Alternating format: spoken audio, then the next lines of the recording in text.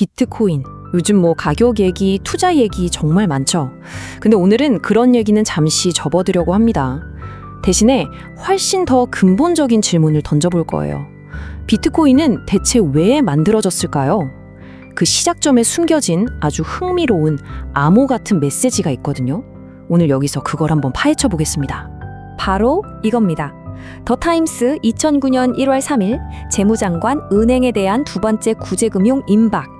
이게 그냥 신문 헤드라인이 아니에요. 놀랍게도 이게 바로 비트코인의 가장 첫 번째 블록, 그러니까 제네시스 블록이라고 불리는 곳에 영원히 절대로 지울 수 없게 새겨져 있습니다. 네, 바로 그 익명의 창시자 사토시 나카모토가 남긴 메시지인 거죠. 자, 그럼 이제 진짜 궁금해지죠? 아니 도대체 왜 하필 신문 헤드라인을, 그것도 이런 내용을 이 새로운 디지털 화폐의 심장부에다가 암호처럼 숨겨놨을까요?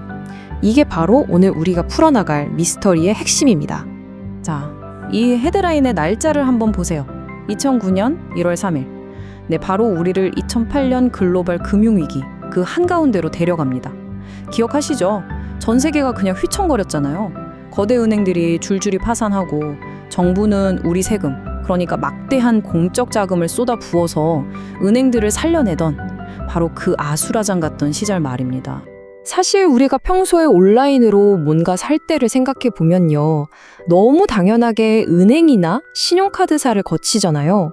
이런 기관들을 신뢰 기반 모델의 핵심, 그러니까 신뢰받는 제3자라고 부르는데요.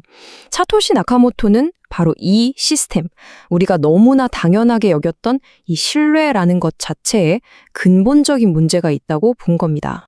이걸 보면 차이가 확 느껴지실 거예요. 자, 왼쪽을 보세요.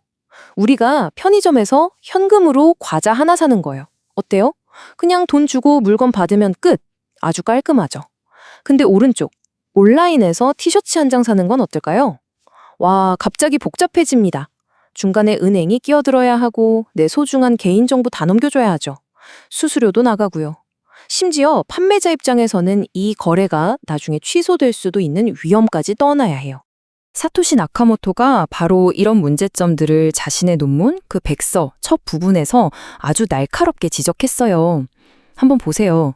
이놈의 거래 수수료 때문에 커피 한 잔 같은 작은 금액 결제하기는 너무 비효율적이고, 개인정보는 왜 이렇게 많이 요구하는지 모르겠고, 또 판매자들은 거래가 뒤집힐까봐 불안에 떨어야 하잖아요. 게다가 돈도 바로 못 받아요. 이게 말이 되냐는 거죠. 자, 바로 이런 문제의식, 이런 답답함 속에서 2008년 10월 31일 할로윈데이에 아주 흥미로운 일이 벌어집니다. 사토시 나카모토라는 정체불명의 인물이 당시 암호학 전문가들이 모여있던 메일링 리스트에 딱 9페이지짜리 논문 한 편을 조용히 올립니다. 그리고 그 안에는 이 모든 문제를 뒤집을 정말 급진적인 아이디어가 담겨 있었죠. 논문 제목이 비트코인 개인 간 전자현금 시스템이에요. 여기서 가장 중요한 단어가 뭘까요? 바로 개인 간, 즉 피어 투 피어입니다. 이게 무슨 뜻이냐면요, 우리가 친구한테 현금 10,000원짜리 한 장 건네줄 때 은행이 필요 없잖아요. 바로 그것처럼 온라인 세상에서도 은행 같은 중개자 없이 그냥 사람 대 사람으로 직접 돈을 주고받을 수 있는 시스템, 이걸 만들겠다는 거였어요. 이 문장이야말로 비트코인의 심장을 관통하는 철학입니다. 우리에게 필요한 것은 신뢰가 아니라 암호학적 증명에 기반한 전자지불 시스템이다. 자, 이게 무슨 말이냐? 더 이상 언제든 실수할 수 있고 부패할 수도 있는 인간이나 특정 기관을 믿지 말자는 거예요. 그 대신에 누구도 반박할 수 없는 냉정한 수학의 법칙, 즉 암호학적 증명으로 그 신뢰를 대체하자는 정말 엄청난 발상의 전환인 거죠. 이게 기술적으로 보면 좀 복잡해 보일 수 있는데 사실 핵심 아이디어는 생각보다 간단해요.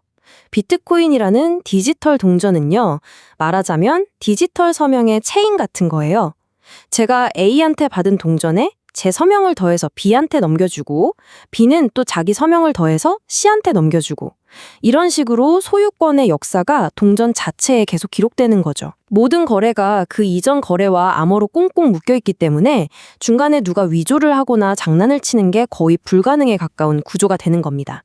자, 그런데 여기서 아주 근본적인 문제가 하나 튀어나옵니다. 디지털 파일의 특성을 생각해 보세요.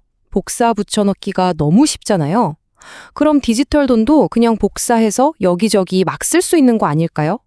이걸 바로 이중지불 문제라고 부르는데요. 이게 해결이 안 되면 디지털 화폐는 그냥 성립 자체가 안 되는 거였어요.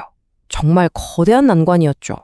사토시가 내놓은 천재적인 해답이 바로 작업 증명, Proof of Work입니다. 이걸 아주 간단하게 비유하자면 전 세계의 컴퓨터들이 다 같이 모여서 엄청나게 어려운 수학 문제를 푸는 대회를 여는 거예요. 그리고 가장 먼저 정답을 외친 컴퓨터에게 좋아, 내가 이번 거래들을 장부에 기록해 하고 권한을 주는 거죠. 근데 이 수학 문제가 너무너무 어려워서 어마어마한 양의 전기와 계산 능력을 쏟아 부어야만 풀 수 있어요.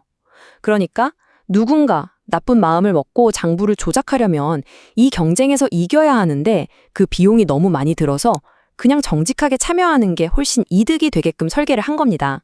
여기 나오는 하나의 CPU가 하나의 투표권이다라는 말이 바로 그 핵심을 꿰뚫는 표현입니다. 이게 무슨 뜻이냐면 이 네트워크에서는 누가 더 부자인지 누가 더 권력이 있는지 이런 건 하나도 중요하지 않다는 거예요. 오로지 누가 더 많은 계산 능력, 즉 컴퓨팅 파워를 정직하게 투입했느냐에 따라서만 발언권이 주어지는 거죠. 아주 공평하면서도 어떻게 보면 되게 무자비한 시스템이죠. 결국 이 자급 증명이라는 기가 막힌 메커니즘 덕분에 인류는 역사상 처음으로 은행이나 정부 같은 중앙 통제 기관 없이도 우리 모두가 함께 검증하고 신뢰할 수 있는 공공거래 장부를 갖게 된 겁니다. 그렇게 골치 아팠던 이중지불 문제는 자연스럽게 해결됐고요. 무엇보다 한 번 기록된 역사는 그 누구도 절대 되돌리거나 지울 수 없게 된 거죠. 자, 지금까지는 어떻게 작동하는지에 대한 기술적인 이야기에 좀 집중했는데요. 이제부터는 훨씬 더 중요한 질문, 바로 왜 이런 걸 만들었을까 하는 비트코인 탄생에 더 깊숙한 곳에 있는 역사적, 철학적 배경으로 한번 들어가 보겠습니다. 사실 비트코인의 탄생을 단순히 새로운 기술이 나왔다 정도로만 보면 그 본질을 놓치기 쉬워요. 이건 그보다 훨씬 더 거대한 이야기의 일부거든요.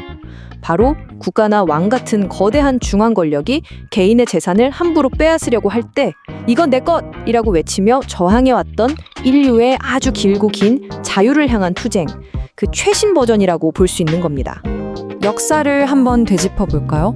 17세기 영국 명예혁명, 18세기 미국 독립혁명, 그리고 프랑스 대혁명. 이 거대한 혁명들의 중심에는 항상 뭐가 있었죠? 바로 부당한 세금과 왕의 자위적인 재산 몰수, 즉 개인의 재산권에 대한 침해에 대한 분노와 저항이 있었습니다. 2009년의 비트코인은 바로 이런 개인의 주권을 지키기 위한 투쟁의 역사를 21세기 디지털 시대의 언어, 즉 코드로 구현해낸 최초의 시도였던 것 셈이죠. 그러니까 이 모든 이야기를 쭉 종합해보면 비트코인은 그냥 컴퓨터 화면에 떠있는 숫자들이나 새로운 투자 자산, 그런 게 아니라는 결론에 이르게 됩니다. 이건 2008년 금융 시스템의 붕괴에 대한 아주 날카로운 기술적 답변이었고요. 더 나아가서는 돈의 통제권을 국가로부터 개인에게로 가져오려는 수백 년간 이어져온 역사적 투쟁의 뿌리를 둔 하나의 강력한 정치적 철학적 선언이라고 봐야 하는 거죠. 자, 그럼 이제 마지막으로 여러분께 이 질문을 던지면서 마무리하겠습니다. 과연 이 기술은 금융자유를 향한 인류의 그 기나긴 싸움에 드디어 마침표를 찍게 될까요? 아니면 이건 그저 우리가 아직 상상조차 하지 못하는 또 다른 새로운 싸움의 시작을 알리는 신호탄에 불과한 걸까요? 생각해 볼 문제죠.